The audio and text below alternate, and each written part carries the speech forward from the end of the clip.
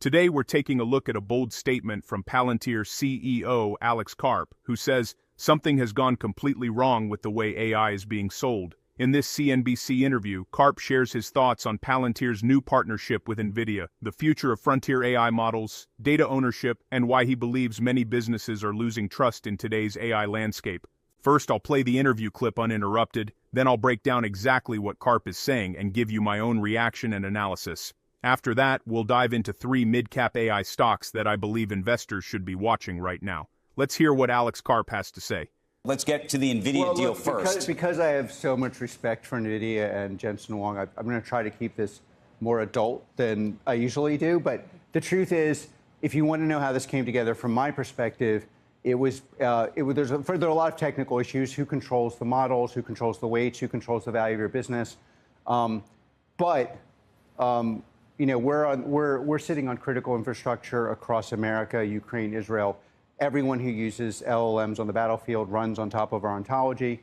And our clients are just, to say they're unhappy with the Frontier Labs is to say I'm welcome at the Berkeley faculty. It's like there's just a level of discomfort and loss of trust that also made it really, really... Okay, unpack that. What do you mean by that? Well, you have, okay, so when you're using large language models, it's like at this point, everyone technical realizes they're like a critical resource. To make them valuable in an enterprise like battlefield context or regulated context or manufacturing, you have to have what's called an application layer. And we have this thing called ontology that now everyone's copying. But de facto, it takes a large language model. It makes it safe and useful and precise. So safe because it doesn't touch your unlearning data, safe because it prevents the large language model from caching your data and replicating your business, safe because it doesn't transfer your IP of how to fight, secret data, top secret data, or in a clinical context. So the general way these things were sold, and again, these people are, Sam and Dario, there's nothing more fun than debating Dario in private. So I'm not throwing shade at them, but something has gone completely wrong. And the basic view among enterprises in this country is I'm going to chillax and waste my time with tokens. I'm going to get no value, and they're going to get my IP. Now that sounds like shade. Okay, though. And not just shade. It sounds like if you're saying these. No. Sorry. This is reporting. Okay. And this is reporting that I've literally, against my own interest, called.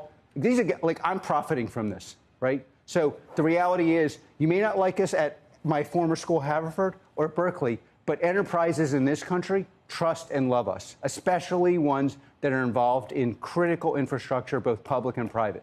Okay, so I want for those countries, we're coming up to July 4th, I want for us and our friends across the globe to have the very best tech resources. In fact, the whole secret of Palantir is the forward deployed model, the products that have been 5 years ahead. You know, you've been with me for a long time. Everyone said FDEs were services. They said we don't even know what an ontology is.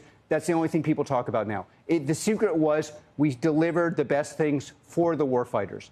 Those warfighters have serious trust issues, but it's not just the vis-a-vis Frontier Labs. Then you have my enterprises in the private sector who have the same issues. They're like, why would they get access to my data if they're going to build my alpha? Why wouldn't I control the weights? And that's where you get this partnership. What aligns me with NVIDIA, and I think is what the technical customers want, which is control over their compute, their models, their data stack, and their alpha.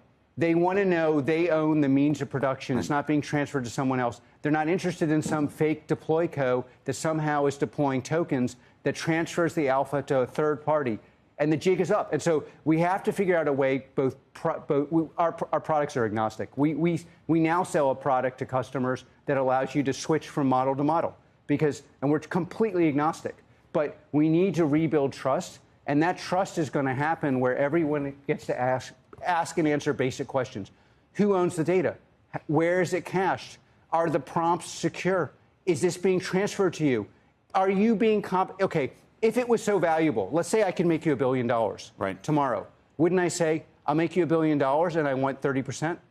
Why are they charging for tokens if it's so valuable? So then, Alex, if the key, from what I'm hearing you say, is a secure, American-born, open-source model, how quickly can your model compete with the frontier AI models in terms of reasoning and agentic AI tasks? Okay, what I am claiming, obviously slightly true but slightly self-centered, is it's the model plus an application layer plus compute. It is really all three. So in our jargon, it's the value, the reason, okay, just look at our financials. The reason why everyone is chillaxing with bad financials and growth with losing money is the client refuses to pay the true cost. The two places that actually make money, like profit, free cash flow, are our application layer called ontology and compute. Okay, what I am not just claiming, we can take an open model and in the classified or non-classified context, get it to the point of a frontier model, but A, you control the weights. So what is the true cost? Not just what you're paying. The true cost is not just is what you make minus what you lose, meaning the value of your business. But we can get the frontier application to be exactly the same as a frontier model without the risk of transferring the alpha of your business to another. By the way, you could do this with a frontier closed model too, but then the clients have to be able to ask and answer very basic questions. Are you keeping the data? Are you going to enter our business? What do you in the classified context? When the Department of War goes to you and says, "I need this application," do they get to control the weights to do it, or do you get to control the weights? Are we really going to outsource the battlefield of this country to the consensus view in Silicon Valley? That is effing insane. And by the way, every single enterprise in this country in private, a lot of them don't want to speak in public because it gets outsourced to the neurodivergent crazy person that apparently is on drugs, the one thing I don't do. Okay, so that's my role. But I'm telling you, in this country, at every single enterprise I deal with, these people are livid. They're like, I am paying for tokens that create no value.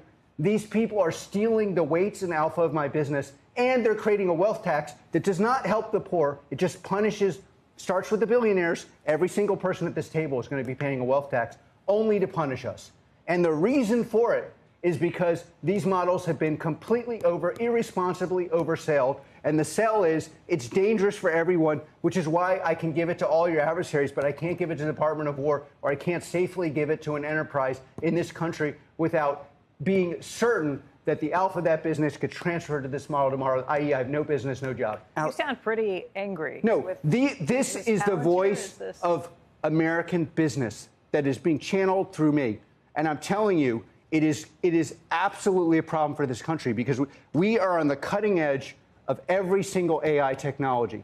But if you're going to triply oversell something, and by the way, the enterprises are just tired of it.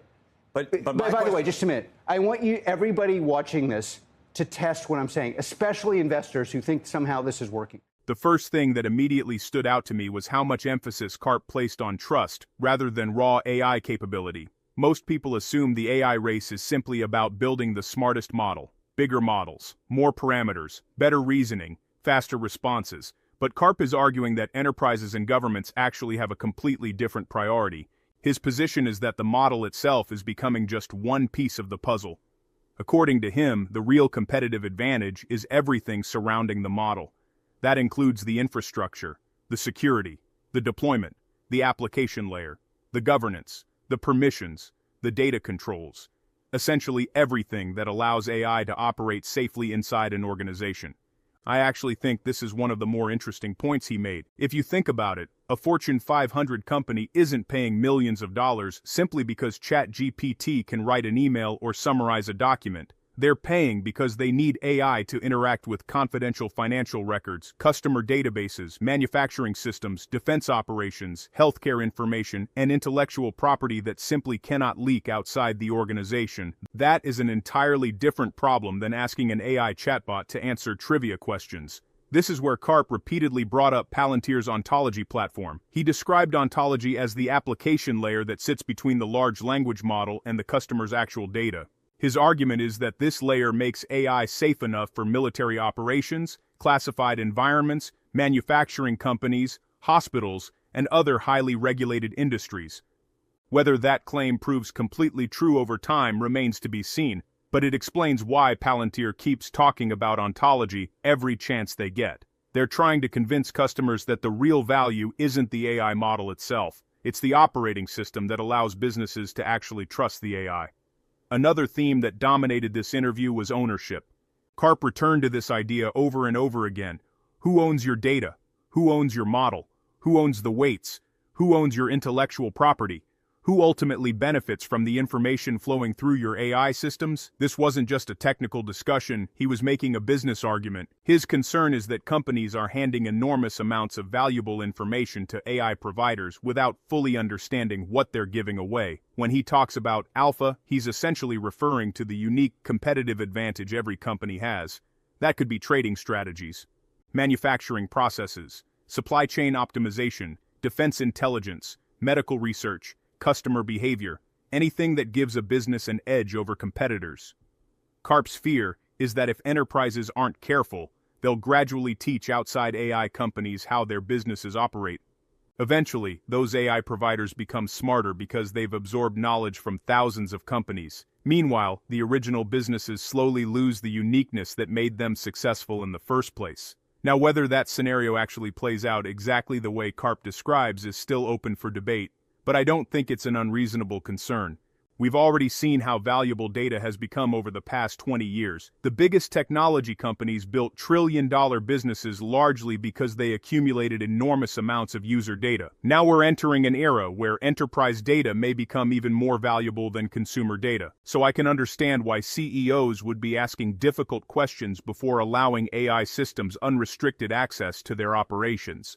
One of the strongest moments in the interview came when Karp started discussing the military. He made it clear that Palantir already works extensively with defense organizations, including operations involving Ukraine and Israel. His point wasn't simply to highlight Palantir's customer list, he was making a much broader argument. He believes national security AI should never depend entirely on technology companies whose incentives may not always align with government interests. He even questioned whether America should outsource battlefield intelligence to companies that ultimately control proprietary models behind closed doors. That was one of the boldest statements in the entire interview. Again, regardless of where you stand politically, this raises an interesting question. Should governments completely depend on private companies for critical AI infrastructure, or should governments insist on controlling every layer themselves? As AI becomes more deeply integrated into military planning, intelligence gathering, autonomous systems, cybersecurity, and logistics, that question becomes increasingly important.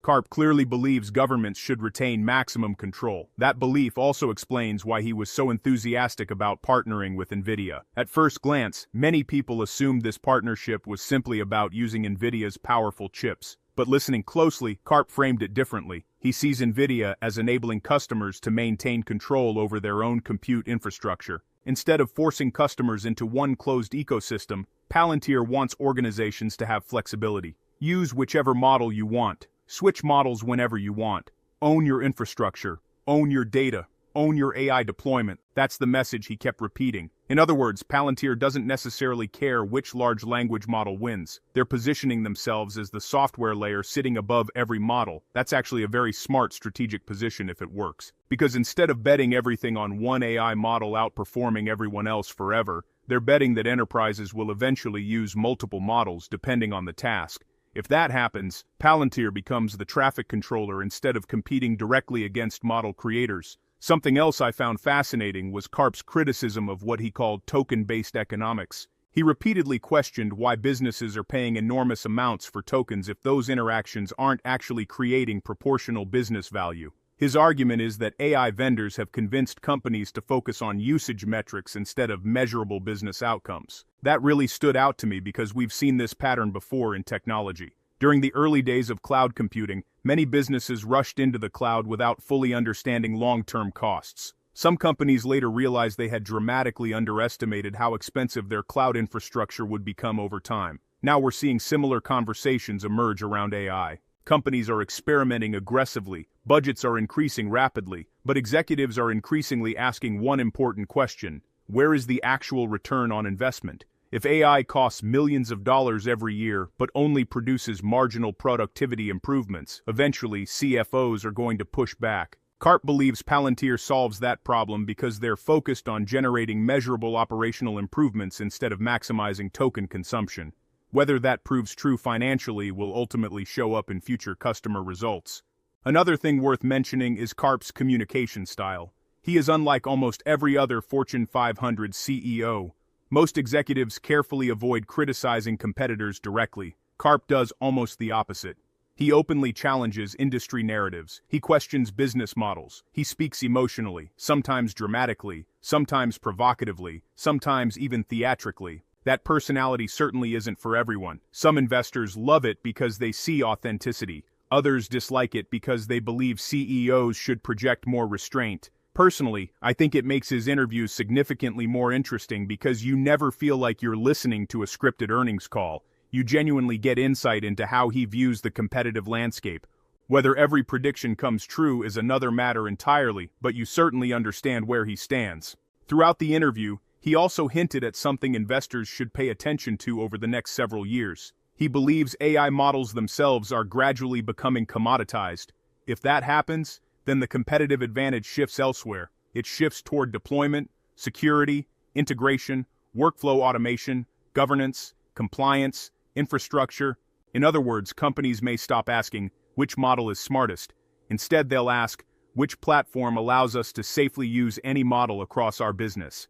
That subtle shift could become extremely important. If Karp is correct, then companies building enterprise infrastructure could capture enormous long-term value even if they never create the world's best AI model. That would be a very different investment thesis than simply buying whichever company currently has the smartest chatbot. One point where I think viewers should remain balanced is Karp's criticism of frontier AI labs. Obviously, he's speaking as the CEO of a company competing within the AI ecosystem. Every executive naturally believes their strategy is superior. So while his concerns about trust and data ownership deserve serious consideration, investors should also remember that other AI companies would likely present very different perspectives. Competition often pushes executives to emphasize the weaknesses of rival approaches while highlighting their own strengths.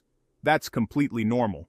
The important takeaway isn't necessarily that one side is completely right and the other is completely wrong. It's understanding the different philosophies emerging within enterprise AI. Some companies prioritize model intelligence above everything else. Others prioritize ecosystem control. Others prioritize open source.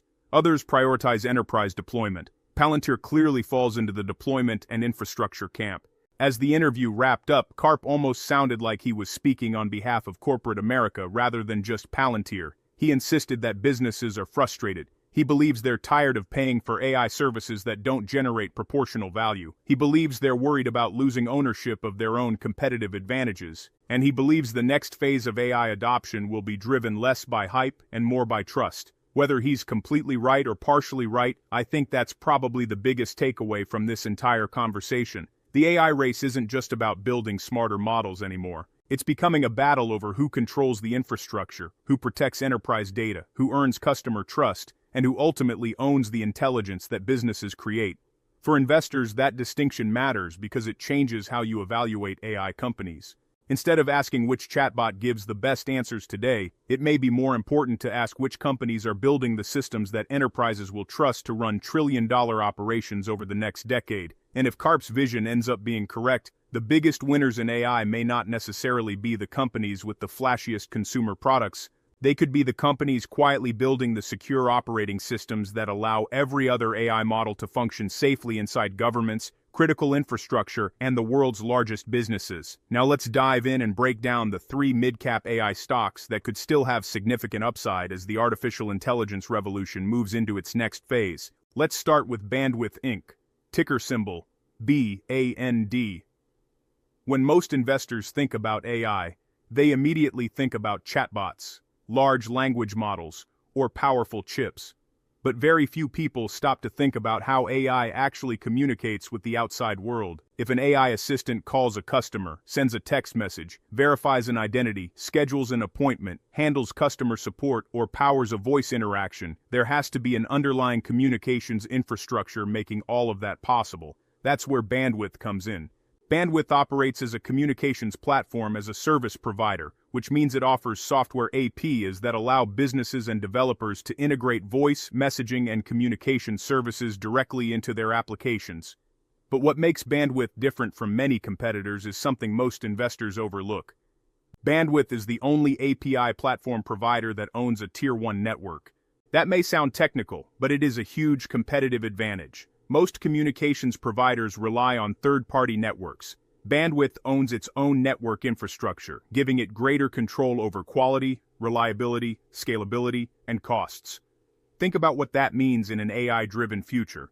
As businesses deploy more AI agents, digital assistants, automated customer service representatives, and conversational platforms, the amount of communication traffic generated by AI could explode. Every AI-powered phone call, every AI-generated text message, every automated communication workflow, all of it requires infrastructure, and infrastructure tends to be where durable profits are made. One reason I find Bandwidth interesting is because it sits in a layer of the AI ecosystem that many investors completely ignore. The market often becomes obsessed with the companies creating AI models while forgetting about the businesses enabling those models to interact with customers. But if AI eventually becomes embedded into every business process, communications become increasingly important, not less important. An AI system that cannot communicate effectively is like a sports car with no tires. The intelligence is there, but it cannot go anywhere. Bandwidth recently introduced something that could become a major growth catalyst called Bandwidth Build. This platform is designed specifically for conversational AI applications. What makes it compelling is that it allows AI developers and businesses to autonomously provision, configure, and launch communication services using self-serve APIs, software development kits, and voice capabilities in a matter of minutes. That may sound like a small improvement on the surface, but it addresses one of the biggest barriers to AI adoption: speed. Businesses want AI solutions that can be deployed quickly. Developers want tools that reduce complexity. The easier it becomes to deploy AI-powered communication systems, the faster adoption can accelerate. Bandwidth is positioning itself directly in the middle of that trend. Instead of simply providing communication services, the company is becoming an enabler of AI-driven communications. And that's a much larger opportunity. The financial outlook is also attracting attention from analysts. Bandwidth currently carries a Zacks rank number 1, which is their strong buy rating. The company is expected to grow revenue by 18.3% this year, while earnings are projected to increase by 25.2%. Even more encouraging, earnings estimates have improved by 5.3% over the last 60 days. That improvement in earnings expectations is particularly important. Wall Street analysts revise estimates constantly. When earnings projections move higher, it often signals improving business conditions, stronger demand, better execution, or increasing confidence in management's outlook. Investors should always pay attention when estimates move upward because earnings growth is ultimately what drives stock prices over the long run. Another factor working in Bandwidth's favor is the broader trend toward enterprise automation. Businesses are under enormous pressure to improve productivity. Labor costs continue to rise.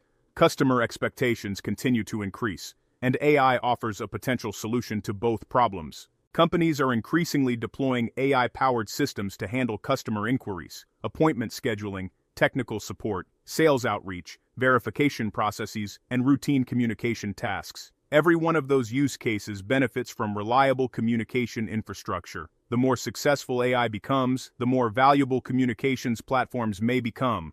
This creates an interesting second-order effect that many investors miss. Instead of trying to predict which AI model wins the race, Bandwidth benefits from the growth of AI adoption itself. Whether businesses use one model or another, they still need communication infrastructure. That gives Bandwidth a more diversified exposure to the AI trend. Now, that doesn't mean there are no risks. Bandwidth is not a household name. It operates in a competitive industry. Technology evolves rapidly, and smaller companies can experience higher volatility than larger established players. Investors should also recognize that expectations matter. If growth slows unexpectedly, stocks with strong AI narratives can see significant pullbacks. But that's also why many investors look at opportunities like Bandwidth in the first place. The market often discovers these companies long before they become mainstream. When I look at Bandwidth, I don't see a company trying to compete directly in the AI arms race. I see a company selling the picks and shovels. And historically, some of the biggest winners during technology revolutions have been the businesses providing essential infrastructure rather than the companies generating the headlines. The internet required data centers. Cloud computing required networking infrastructure. Mobile computing required wireless networks. And AI may require an entirely new generation of communication systems capable of supporting billions of automated interactions.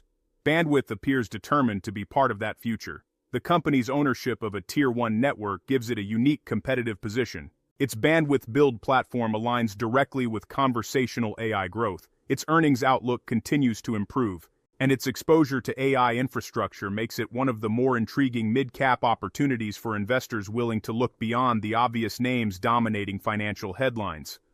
For investors searching for a company that could benefit from the next wave of AI adoption without directly competing against the biggest technology giants, Bandwidth is certainly a stock worth keeping on the watch list. If this resonates with you, you're exactly who this channel is for. Please hit the like button, share the video, and leave your thoughts in the comments. Subscribe to the channel so you don't miss out on the next important financial investing update. Remember to do your own research before you invest in any stock.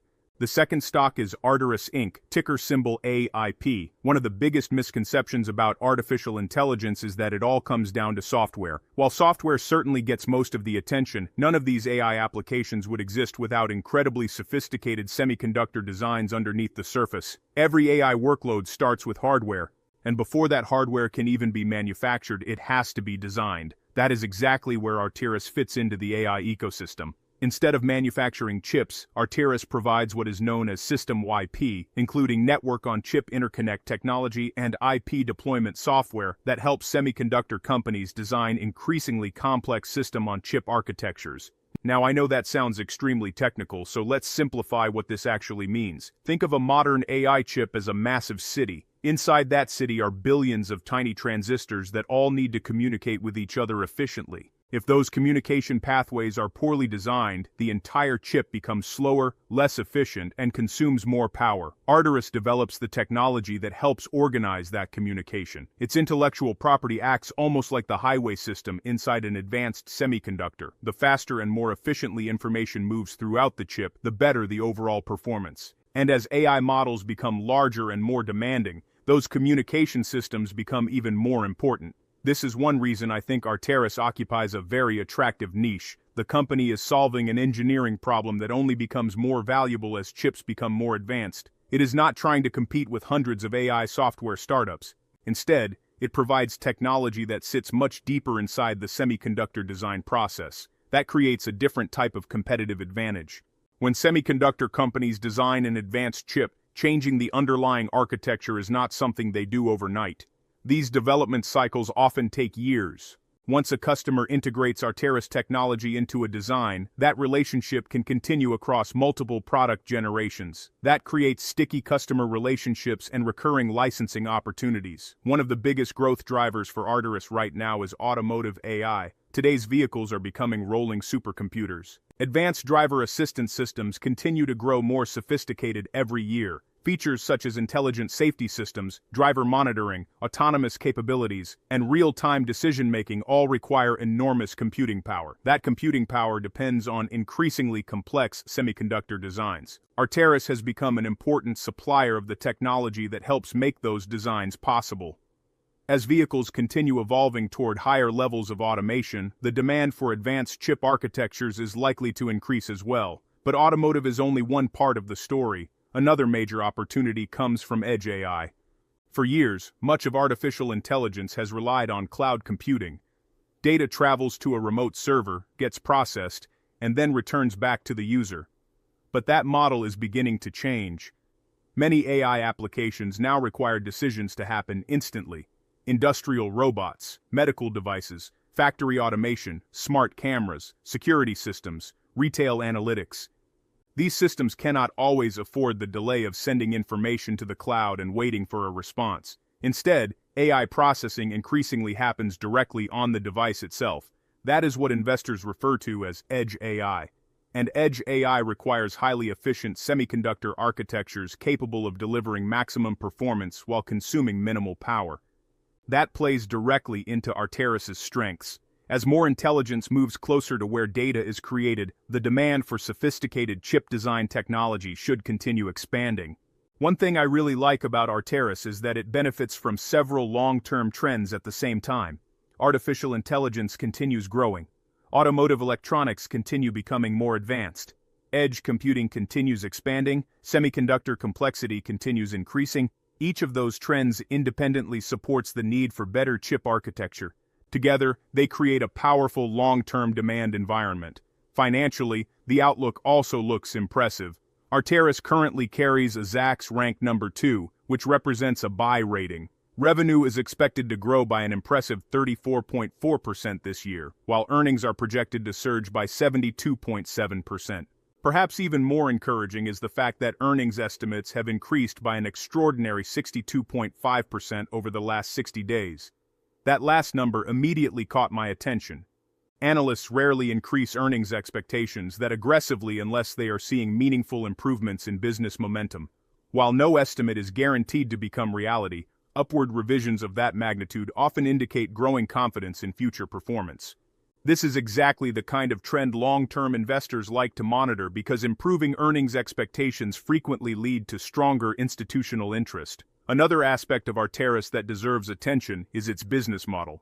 Unlike companies that depend entirely on selling physical products, Arteris licenses intellectual property. That creates the potential for attractive margins because once the technology has been developed, additional licensing opportunities can become highly profitable. As the company signs more customers and expands existing relationships, operating leverage may begin working in shareholders' favor. That does not mean the road will be perfectly smooth. Semiconductor demand can be cyclical. Customers may delay projects. Product development timelines can shift. Economic slowdowns can temporarily affect capital spending. These are all risks investors should keep in mind. However, when I step back and look at the bigger picture, I see a company operating in one of the most essential layers of the AI value chain. Every year, AI models require more computing power. Every year, chips become more sophisticated. Every year, engineers must solve increasingly difficult design challenges. Arteris helps solve those challenges. That gives the company relevance regardless of which AI application ultimately becomes the biggest winner. I also think many investors underestimate how valuable engineering expertise becomes when complexity increases. Building next-generation semiconductors is not something new competitors can easily replicate overnight. The barriers to entry are significant: years of research, deep customer relationships, extensive validation, technical credibility. All of those factors help strengthen Arteris's competitive position. If management continues executing well and AI infrastructure spending remains healthy, the company could have a long runway for growth. For investors looking beyond the obvious AI software names, Arteris offers exposure to one of the most important foundations supporting the entire artificial intelligence revolution. Without increasingly sophisticated chip architectures, the future of AI simply cannot scale. That is what makes this business so interesting to me. It may not receive the same headlines as consumer-facing AI companies, but its technology quietly enables many of the breakthroughs happening across the industry. Sometimes the businesses doing the most important work are the ones receiving the least attention, and that is often where long-term investors uncover opportunities before the broader market fully recognizes their potential. This video is brought to you by Value Stocks Investing Master Course. If you're looking to grow your wealth by investing in solid, undervalued stocks but not sure where to start, I created the Value Stocks Investing Master Course to teach you how to identify great companies, make smart investment decisions, and build a portfolio that lasts. Click the link in the description and pinned comments to get the course today and take control of your financial future. The final stock is Penguin Solutions Inc., ticker symbol PENG. When people talk about artificial intelligence, they usually focus on the software. They talk about chatbots, AI assistants, image generation, or large language models. But none of those technologies can function without an enormous amount of computing infrastructure operating behind the scenes. That infrastructure is becoming one of the fastest growing opportunities in the entire AI industry. As companies race to deploy AI across their organizations, they quickly realize that buying a few powerful processors is only a small part of the equation. They need complete infrastructure, they need storage, they need networking, they need memory, they need software, they need deployment expertise, they need ongoing management. That is exactly where Penguin Solutions has positioned itself.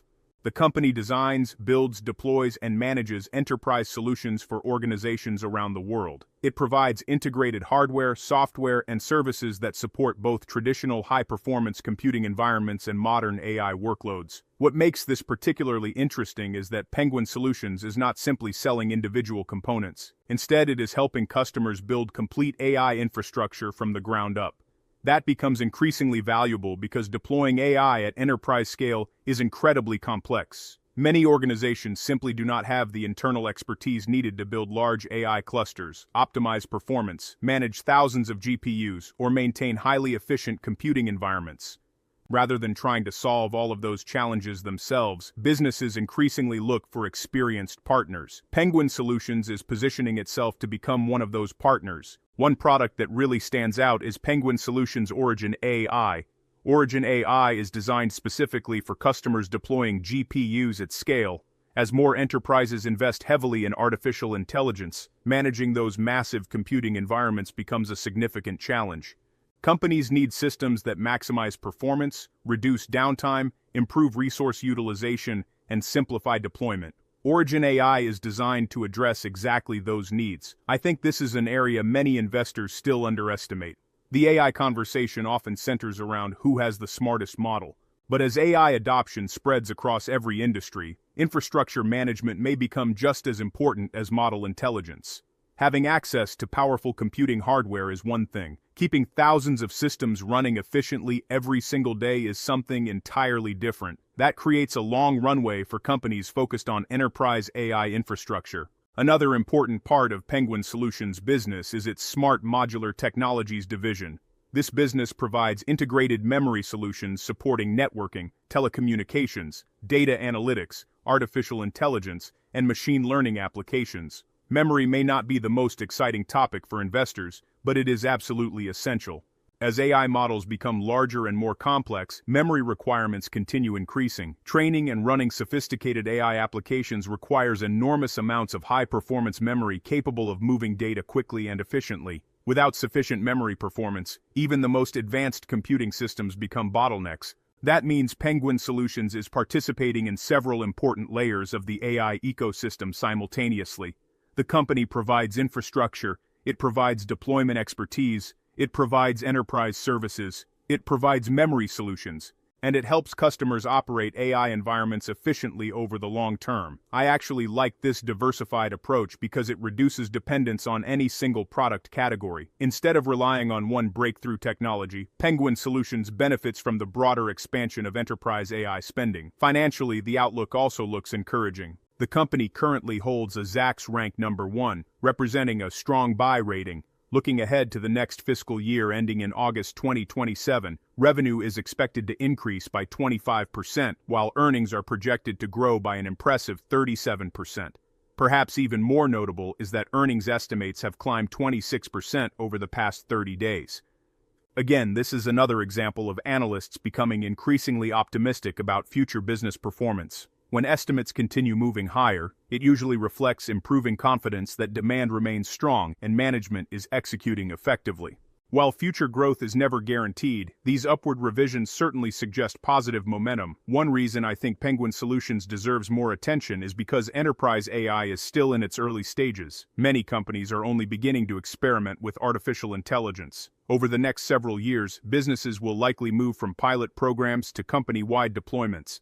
That transition requires significantly more computing infrastructure than early testing phases. As deployments become larger, the need for integrated enterprise solutions also grows.